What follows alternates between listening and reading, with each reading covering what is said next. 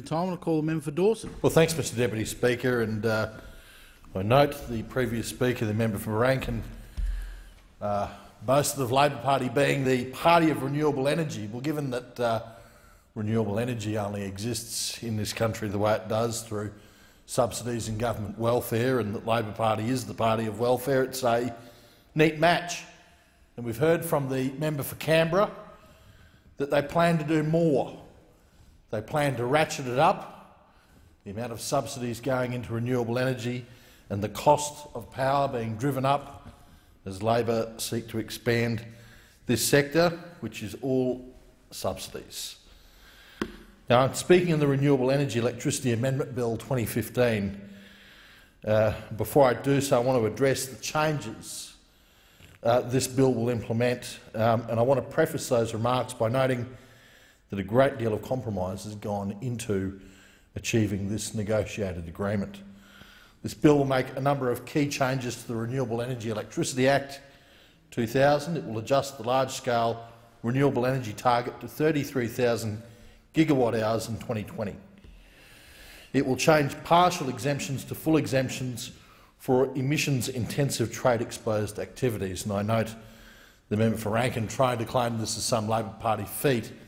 This was part of the reason why we went into this review, so we could give reprieve to these industries, trade-exposed, emissions-intensive industries, which were copping it in the neck from high electricity prices caused by the carbon tax and the renewable energy target. So it is certainly not a Labor feat, but one which the Liberal National Coalition has achieved because of this review. It will change partial exemptions for those industries to full exemptions. It will reinstate biomass from native forest wood waste as an eligible source of renewable energy. And this bill removes the biennial review, sadly, I've got to say. I know the Labor Party and their Green mates were very, very keen to see the back end of those reviews, and it begs the question, what exactly were they afraid of with the review? They tell us ad nauseum how great renewable energy is. They tell us it's a growing industry and creating all these mythical green jobs. But if renewable energy is such a wonderful thing, if it's so efficient, then why would they not want it to be reviewed every 2 years? Are they afraid the review will show renewable energy to be not the raging success they think it is? I think they're afraid the review will highlight what a disastrously expensive indulgence that it is, because the renewable energy target has already been reviewed. The Warburton review reported, and a key finding of the review was that in the presence of lower-cost alternatives, the costs imposed by the current RET were not justifiable. Let me repeat for the Labor Party. In the presence of lower-cost alternatives, the costs imposed by the current renewable energy target are not justifiable. The Warburton review reported that the RET was an expensive means of reducing emissions because it failed to directly focus on emissions reduction and related only to electricity generation. Between 2014 and 2030, the cost of carbon abatement is estimated by the Warburton review to cost between $32 and $62 per tonne for large-scale renewable. In small-scale renewables, the cost is even more outrageous, between $95 and $175 per tonne of abatement. One of the problems that this bill will address is a distortion caused by a changing market. Now, as outlined in the Energy White Paper, we have an oversupply of electricity generation capacity when demand has fallen by an average of about 1.7% per year from 2009-10 to 2013-14. To allow for a changing market, this bill will reduce the large-scale renewable energy target from 41,000 gigawatt-hours in 2020 to 33,000 gigawatt-hours. This bill will also change the annual target so that the 33,000 gigawatt-hour in 2020 remains the target until 2030. These new targets address the fact that declining activity in the industrial sector and increasing energy efficiency has driven down demand. The changing target balances, on one hand, the desire to encourage investment to reduce emissions, and on the other hand, the need or the absolute necessity to keep electricity prices down for consumers. Now, note there's another section of this bill that the Labor Party says they no longer agree with, and that is reinstating biomass from native forest wood waste as an eligible source of renewable energy. And I say no longer because at one time they did agree with it. In fact, I was on the committee that Dick Adams chaired, where this was a recommendation from a Labor-dominated committee to this parliament, to the previous parliament I should say, that native forest wood waste would be eligible as a source of renewable energy. Well, the inclusion of native forest wood waste was in Labor's own legislation until November 2011. The Liberal National Government made a commitment at the last election that we would reinstate wood waste as an eligible source of renewable energy under the RET, and in doing so we were basing eligibility on exactly the same conditions that were in place under the Labor government. The whole idea of the RET is about support for additional renewable energy generation that's sustainable. Wood waste is a renewable energy source, and there is no evidence that will lead to unsustainable practices, nor would it have a negative impact on biodiversity. In fact, the supply of wood waste as a fuel would have to work within the processes of Commonwealth, state and territory approvals. If burning wood waste to generate electricity is more beneficial for the environment than burning the waste alone or simply letting it decompose, how can Labor justify ruling it out? The position Labor and the Greens have taken on this issue, and others in the same field, has been to block anything that would make energy cheaper and to search for ways that's going to make it more expensive. Because Labor and the Greens don't care if it costs more money. In fact, they want it to cost more money. Labor wants it to cost more because they're very happy to keep borrowing until they send this country broke. And the Greens, well, the Greens don't believe in money. What the government has done is inherit a Labor-Greens scam, and it's made the most of the hand it was dealt. And credit to the government for actually limiting the damage and salvaging industry wherever it could. But the reality is the Renewable Energy Target is a government-mandated system designed to cost more. It is one viable sector of the industry being forced to prop up an unviable sector. And there are many ways to generate electricity out there. The cheapest, the easiest and the most efficient is coal-fired power. In fact, the only way to generate reliable baseload power in this country is through coal-fired power stations. And there are other ways of doing it. You know, nuclear. We don't want to talk about that. Hydro. No, the Greens won't allow that either. There are other expensive ways of producing electricity, like wind or solar. And there are two problems, though, with wind and solar. They're intermittent and they're expensive, because the wind doesn't always blow and the sun doesn't always shine. So it's necessary to have an alternative baseload generator.